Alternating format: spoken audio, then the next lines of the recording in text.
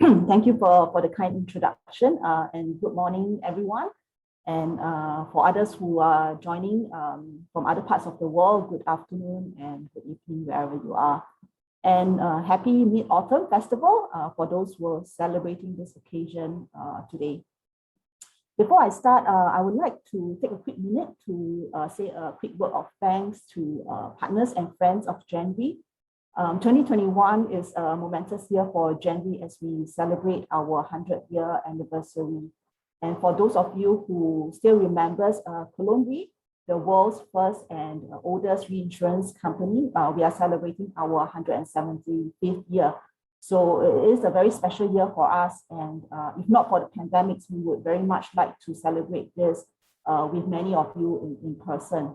But it is what it is. We are not able to meet, but nevertheless, I don't want to miss this opportunity to really show our thanks and gratitude to partners and friends of Genvi who has been supporting us over the past many years. Without your support, we would not have this long history behind us. And we look forward to many more years of partnering with you and supporting you in your business and in this industry. So coming to the topics today, over the last decade or so, we have seen increased scrutiny by regulators across the world on how life and health insurance company utilizes or underwrite using genetic information. I think that is also increasing public awareness and also lobby group trying to protect individuals' genetic makeup and not being discriminated against by insurance company. This is also a topic that is close to my heart, as Hitesh has also mentioned in the introduction. I am the convener for the Genetic Task Force for LIA in Singapore. Over the past 3 to 4 years, I've spent quite a bit of time together with insurers in Singapore, discussing with our regulator as well as the Ministry of Health on how to come up with this position for Singapore insurers and to also strike this balance between the needs of consumers as well as the insurance industry. This culminates to a moratorium on the genetics and insurance, as some of you may already know. This will come into force in just slightly over a month's time. Unfortunately, this moratorium is still under embargo at this point in time. Therefore, I'm not able to talk too much on the details of this, but I will speak on some other markets which we do follow quite closely, and also on some of the reasons why we agree on this moratorium. And I hope also in the next 30 minutes that I will be able to answer some questions you may have in your mind as actuaries. I do have to admit that when we started this journey, putting on my underwriter's hat, I was really concerned. After all, we are in this business of symmetry of information, right? And whenever there is an asymmetry of information, the party without the information may be anti-selected against. But I think with a better understanding of genetics testing and still the limitations in terms of the information that it gives us, perhaps such a limitation may not impact us too negatively, or at least immediately. But I think as an industry, there are certain actions that we do have to take to keep track on how things are developing in this space, and to ensure that we are still able to operate in an equitable and profitable environment. So when we talk about genetic tests, perhaps the first thing that comes to your mind might be some of these tests. I'm sure companies like 23andMe, it's very familiar to most of you, and perhaps also companies like Ancestry DNA and closer to home, Circle DNA. These direct-to-consumer tests have been a multi-billion-dollar business, especially in the last decades.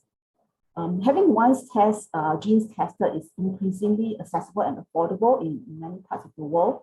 And maybe some of you may have tried one of these tests.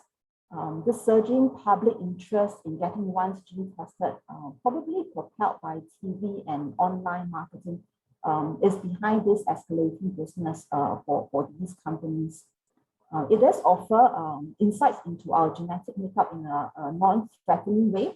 And I think many of us may be drawn to the novelty of such tests more towards the curiosity and maybe recreational interest rather than really a fear that we might have inherit some disease patterns.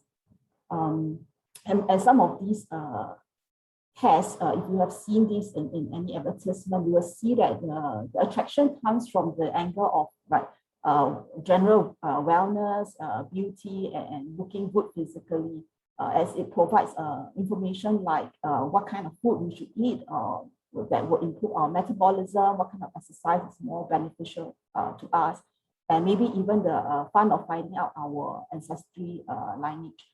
Like, am I 100% Chinese, or are there some Malay, Indian, or European blood in us? But on the more serious side of things, these D2C test kits do include testing of genetic mutations, which increase an individual's chance of developing certain diseases. So you see here, these are some of the diseases that the 23andMe test kits provide. You'll see that some of these names are really not so familiar. When I look through this entire list, I have to admit that I struggle to understand some of these diseases as well. But it does also include some conditions that we are also familiar with. For example, Parkinson's disease, Alzheimer's disease, and even BRCA gene mutation. So this is Circle DNA's report. You may be familiar with Circle DNA, which is a company started in Hong Kong, or you may be more familiar with the parent company's name, Prenetics.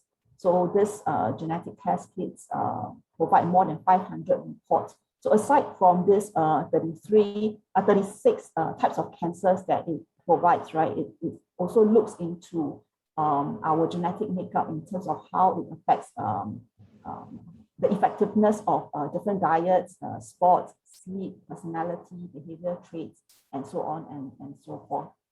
Irene, just a little bit of echo on your side at the back. It's coming in. Sorry about that. Right. Let me put on a headset, and I think that's a bit better.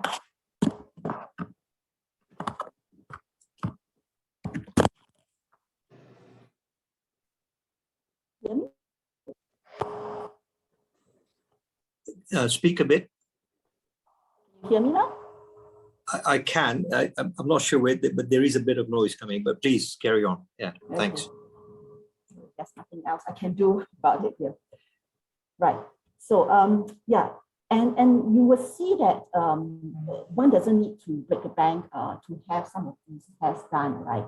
For example, in Singapore, you can spend as little as $100 to have the most basic type of report, and even below 1,000 to buy the most comprehensive premium package.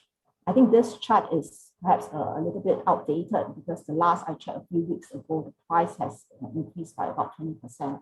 So maybe if you want to have such a test done, you should do it sooner than later as the price continues to increase.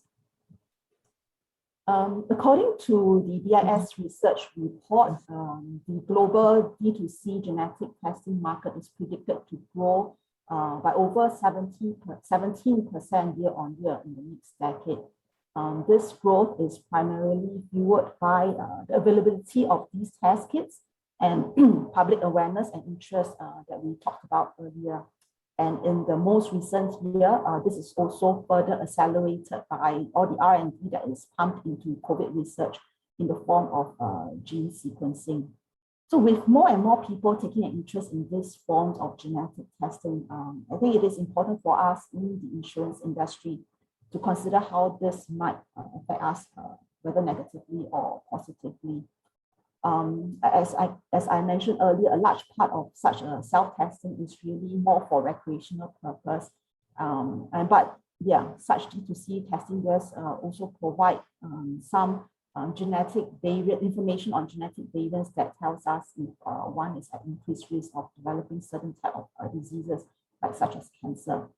So BRCA gene would be one such example here. And honestly, when I first saw that such direct-to-consumer test kits provide BRCA gene mutation information, it got me worried. Of course, in our market where a lot of insurers sell CI products, we are also aware that amongst our female insured lives, right, bulk of the CI claim is coming from breast cancer. So wouldn't this also cause quite a bit of anti-selection to our portfolio? But if we take a closer look at the details of this, right, basically these D2C genetic tests provide, with regard to BRCA gene mutation, only 3 of such mutation out of the more than 1,000 that geneticists already identified today. Therefore, a negative result does not mean that the individual does not carry on any harmful BRCA mutation, but it's just because these test kits does not identify such a mutation. So one has to be cautious to take such test information in regard to insurance underwriting, as you would also see later that in most jurisdiction or in most countries where there's restrictions on the use of genetic test information, such D2C test information are excluded or not allowed to be used, because I think the information that it gives is still limited at this point in time. So we will move on now to a more technical part of this presentation. To the actuaries out there, I have to apologize. The next few slides might be a bit technical, but let me try my best to bring us through this topic in as easy to understand way as possible. In order for us to understand genetic test information, I think the first we should have this basic understanding of what is gene. So gene is the smallest indivisible unit of our inheritance. There are about 20 to 25,000 genes in the human genome, and genes vary in its complexity. So each gene is made up of a string of what we call as bases, which is really the chemicals that make up the DNA. And each gene has a range from a few hundred to more than 2 million bases. So for those of you who have studied biology in school, you may remember the alphabet A, C, G, and T. So these are the different types of bases. So just these 4 different types. And A stands for adenine, C, cytosine, guanine, and thymine. Okay, don't worry, don't need to remember these names. Just remember these A, C, G, and T. So think of them perhaps as different letters of the alphabet. So when these different letters are stringed together, they form different words, right? And if these different words gives a different meaning. So similarly, depending on how the bases are stringed together, it gives a gene its instructions, or what we call as genetic information. So let me use this simple analogy. You can see on the bottom left here, if these bases are stringed together properly, everybody, when they look at this word, they understand what it means and it carries its meaning. But when there is a mutation of these bases swap in the pairing, and this word becomes gibberish, no one understands what it is, it loses its meaning altogether. So that's how basis of mutation works.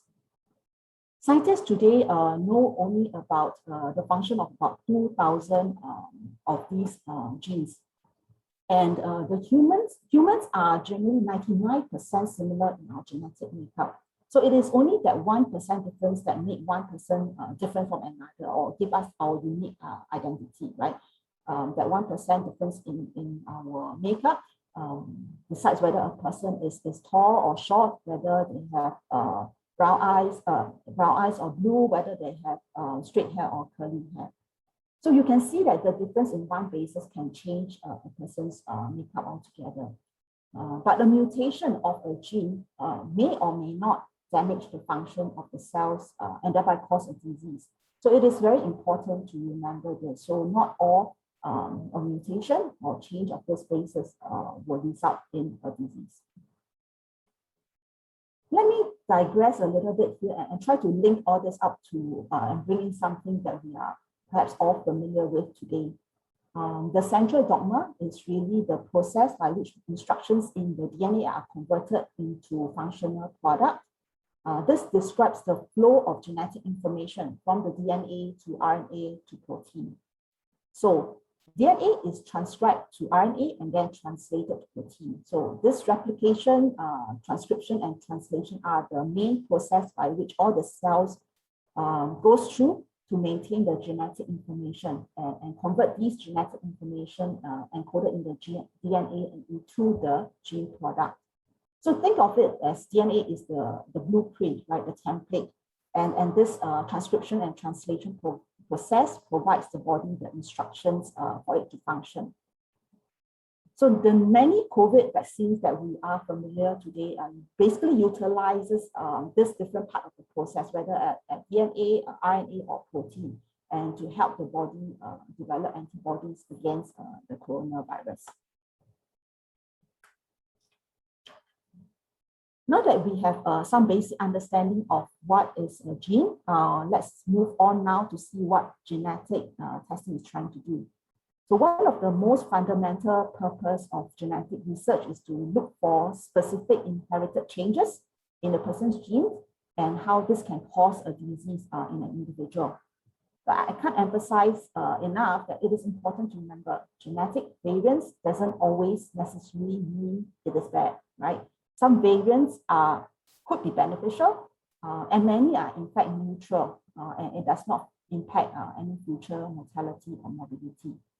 And today, geneticists still does not know how a variant may cause a disease and still is still considered as unknown or uncertain on its effect.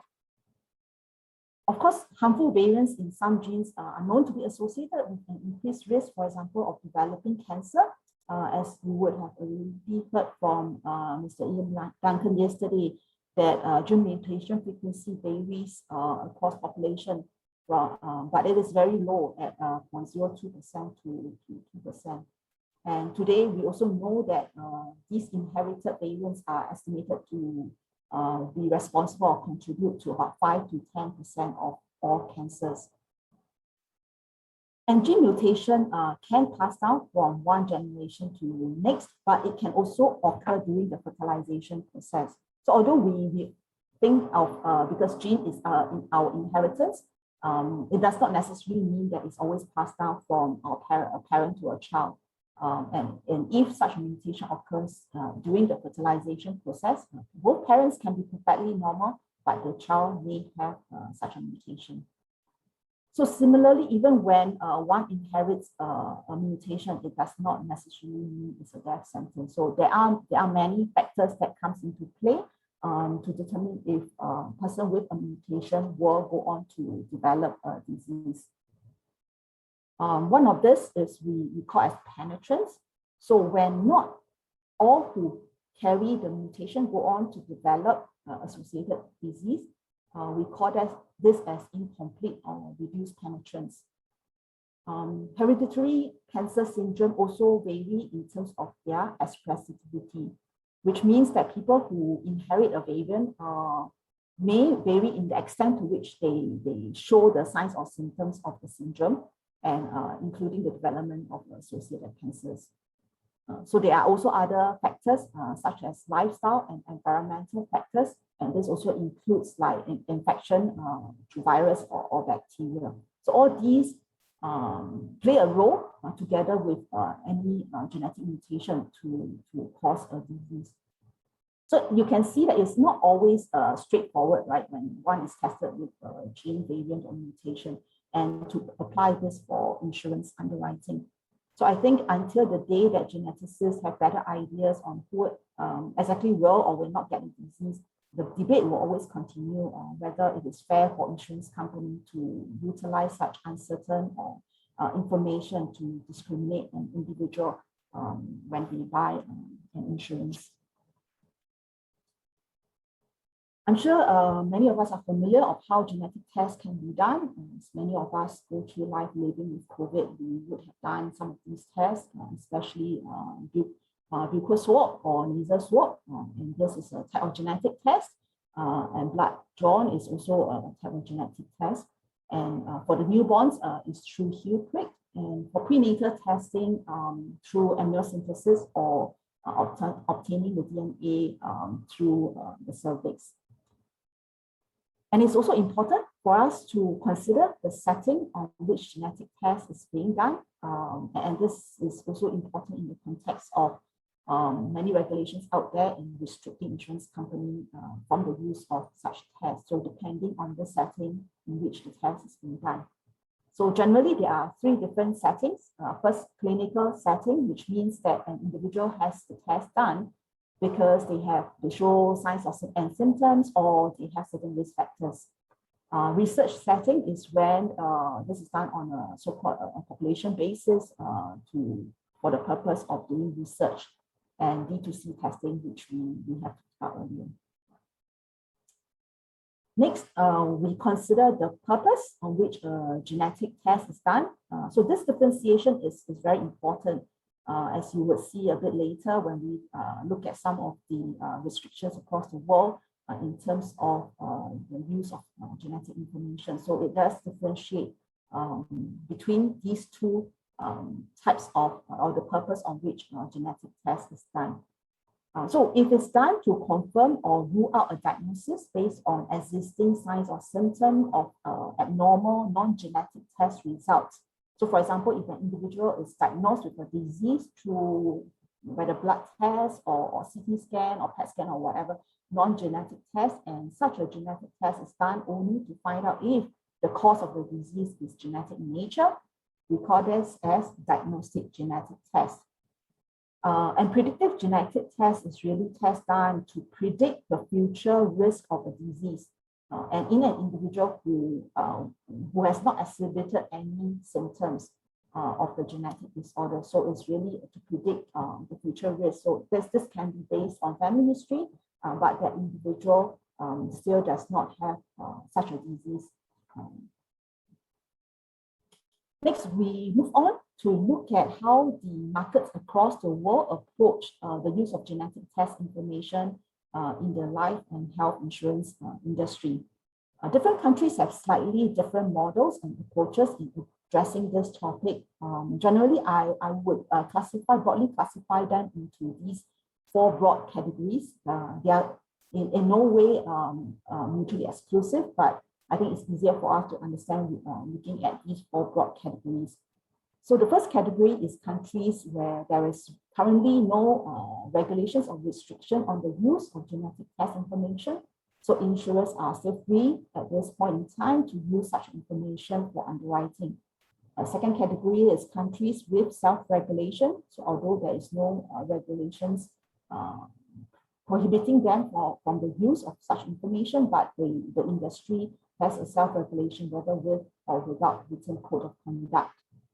And third would be countries with moratorium. And last but certainly not least would be countries with the strongest restriction, and that is via legislation. So these are some examples of the different countries under the different categories. For example, India, Spain, Hungary, Slovakia, and Slovenia currently still do not have restriction on the use of genetic information. And in Greece and Japan, they have industry so-called self-restrictions on such a use. And countries with moratorium in place are UK, Australia, Hong Kong, and soon to join this group would be Singapore. And those countries with already legislation in place are most European countries.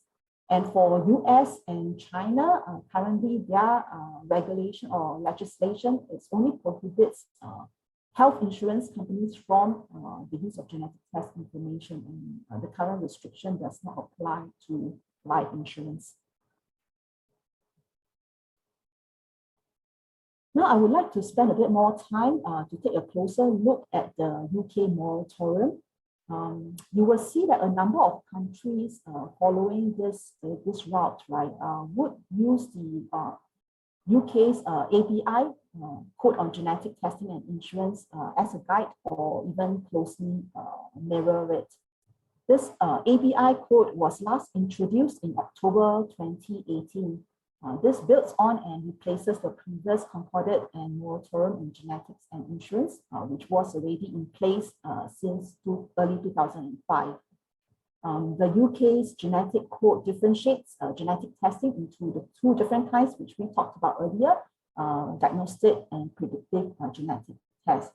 So the code currently covers only predictive genetic tests. So diagnostic genetic test is not included, which means the insurers can still underwrite diagnostic genetic test results. The UK government and insurers both recognize that genetic testing is a valuable tool in informing the diagnosis, prevention, and treatment of ill health. And people should really not be discouraged from accessing this information or the benefit of such information because they are concerned that such information might compromise their ability to procure insurance cover. But the government and ABI also recognize that it is important for insurers to assess appropriate levels of relevant health information so that they can offer a fairly priced insurance coverage for the people. So this is where the balance comes in. So how do they strike this balance? The UK code basically apply this two-key model. So where both keys needs to be unlocked before insurance company can utilize the genetic test information. So the first key would be financial limits above which then predictive genetic tests may be used by insurance company. So this is differentiated by the different types of insurance. So life insurance, critical illness, income protection, and all other types. And then they have the second key would be the medical conditions which insurers may use if the first key is unlocked. And then the second key, you will look at what are the medical conditions that insurers can use to underwrite the risk. So currently you see that under this UK's code, right, this table, there's currently only one medical condition in the list, and that applies only to life insurance. So if an individual procure life insurance cover in excess of £500,000, insurers, and they have undergone a Huntington's disease test, insurers would be able to underwrite this risk. All other types of genetic tests is not approved at this point in time. Similarly, for critical illness and income protection, there is no medical condition in this approved list. So regardless of the amount of insurance, CI insurance or income protection insurance an individual takes out at this point in time, the insurers in the UK would not be able to call for the test results if this is being done. This is the Hong Kong best practice guide.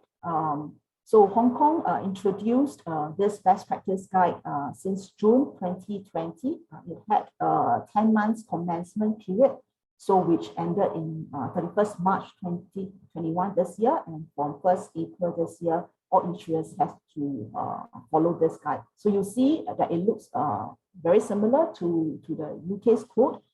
Similarly, having this two key model, one is the financial limits and second is the medical condition.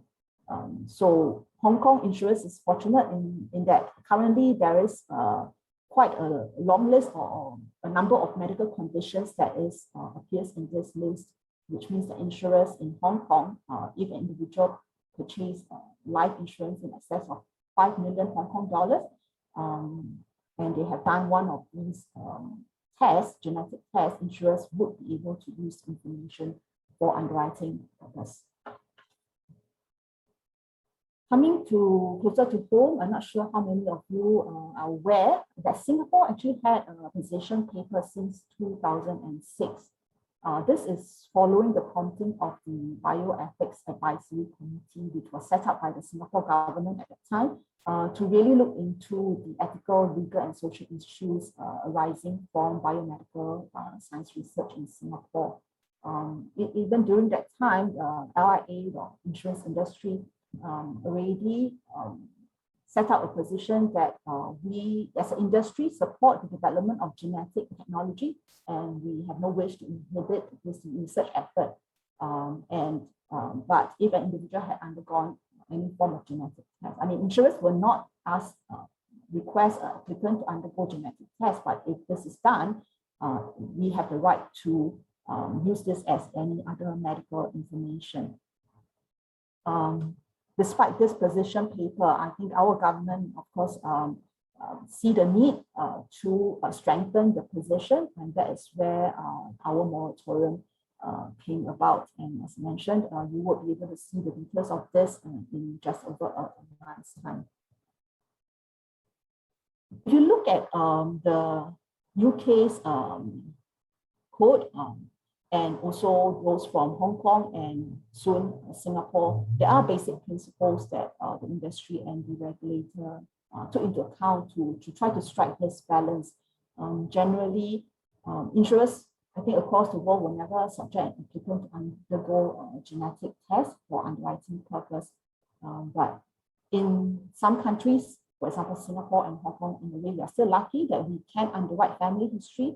So you see that a lot of this genetic tests, genetic mutations or disease, could be formed due to family history, and currently we are still able to underwrite this. Of course, if a genetic test is done on a family member, this cannot be used. Currently, genetic tests done on direct to consumer or biomedical research will not be called for, and only diagnostic, only predictive genetic tests will be restricted, and insurers can still use diagnostic genetic tests for underwriting.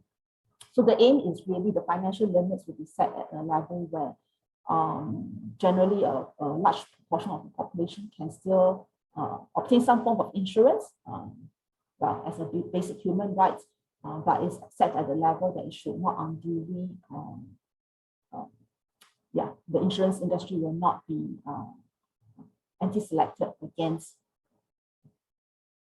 And in considering the criteria for which medical condition can be added to the test, the Ministry of Health do take into account several factors, some of which we talked about earlier. I will not go through the details of all these, but basically doctors would look at the inheritance pattern, whether at the analytical validity of such genetic tests, clinical validity, clinical utility, and penetrance. All in all, it's really to ensure that there should not be a material risk of anti-selection against the insurance company. So to sum all this out, what would be the potential impact on us as an insurer? On the one hand, we know that the frequency of gene mutation in the general population is very small, and only a small percentage of severe diseases are caused by gene mutation. And again, not all such mutation will go on to develop a disease, and there are many factors coming into play. Yet on the other hand, we also know that certain types of gene mutation does have increased risk of developing conditions like cancer. For example, BRCA gene mutation. If an individual has BRCA1 gene mutation, she will be at increased 55 to 72% risk of developing breast cancer in her lifetime, and 39 to 44% chance of getting ovarian cancer. And for BRCA2 gene mutation, slightly lower, but still at 45 to almost 70% chance of developing breast cancer, and 11 to 17% chance of developing ovarian cancer. And if you look at the general population, right, about 13% of the general population has breast cancer. So again, this is not a small percentage, and especially in a market where we do a lot of CI insurance and health insurance, this could have not insignificant impact in our pricing. But also we do know that early intervention does help to improve outcomes. So generally, if an individual aware that they may inherit some bad genes, as we put it, there is an increased awareness to perhaps take preventive measures to have a diagnosis being made as early as possible, so as to prevent early mortality or morbidity. Perhaps in the long run, it may reduce a healthcare cost, but it is something that we as a insurance industry should consider how this may impact on the products that we are writing today. Personally, I believe that the short-term impact on such a restriction would not be great or would be limited, but the long-term impact is something that we certainly need to keep a close watch on. In conclusion, what would be the future outlook on genetic testing? The Human Genome Project took 13 years of international efforts, thousands of doctors, scientists, and geneticists, and really with the primary goal to discover the complete set of human genome, all 3 billion bases of this, so as to make it accessible for future biological study. In a way, we are lucky that we have such a long runway in this gene study. The 2 most effective vaccine that we have today against the coronavirus is based on this messenger RNA, which is a technology that scientists have been developing over the past 20 years. Without this, doctors would not have developed an effective vaccine so quickly, and the effect on the epidemic will be a lot more devastating than we are seeing today. And today we are also seeing promising studies like using liquid biopsies to detect early onset of cancers. And all these developments is really aimed to understand human biology better and the development of disease. And hopefully one day doctors and scientists will be able to find out what causes that change in our cells for the onset of for example, cancer, and hopefully arrest this before it happens, right? So as an insurance industry, I think we see gene study as a double-edged sword, and in the grand scheme of things, it does help to improve our future mortality and morbidity. But for us, writing life and health business, it can impact our profitability as well. And so as insurers, we do need to keep a close watch on such development, and in terms of our product definition and pricing, something that definitely we need to stay on top of. With that, thank you, and I hope we have some time for questions. Irene, thank you very much. I was wondering where you're going, because starting from the sort of definition, and then you actually got into the practical stuff. So thank you very much. There were a couple of questions up there, and you can see them as well, I think, but let me just start. I think the first one's probably UK based. Is the ABI financial limit applied aggregating coverage across all insurers? Principally, yes, but practically how this is being done, I have my doubt that they can do this effectively because there is no central database to determine how much insurance cover an individual has. But yes, principally, it does say that it is on a per life basis. Okay, so it's up to individuals to own up. That's right. All right. The second one's understand that genetic test results are not used for the underwriting of VHIS, the Hong Kong medical. How about integrated shield plans in Singapore? Well, I'm not supposed to say. So just for your information, so any media out there, please do not publish this at this point in time. So yes, in Singapore, integrated shield plan would follow the same as VHIS, where insurers are not allowed to use genetic test information for underwriting purposes, regardless of the amount of cover. Okay. And there's another one on data on genetic tests. How are they adjusted for the Asian local population?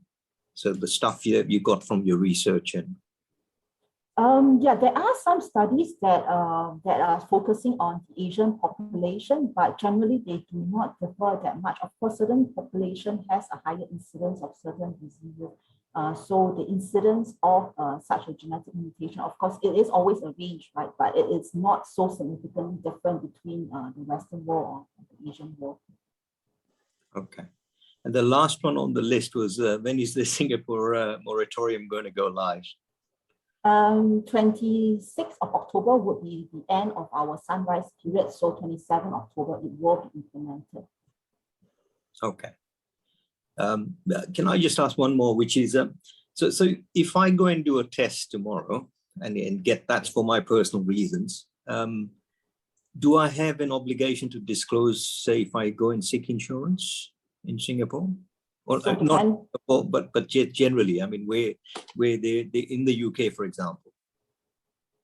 Yes, so depending on the test, so as I mentioned earlier, assuming the moratorium already take place, there will be the financial limits that needs to be unlocked first. So if you buy a huge amount of cover exceeding the financial limit, and you have done the test that is under the list, then yes, you do have obligation to disclose. But if the test that you have done is not in the approved list, you do not have obligation to disclose. So we are talking about genetic tests, so not any other blood tests.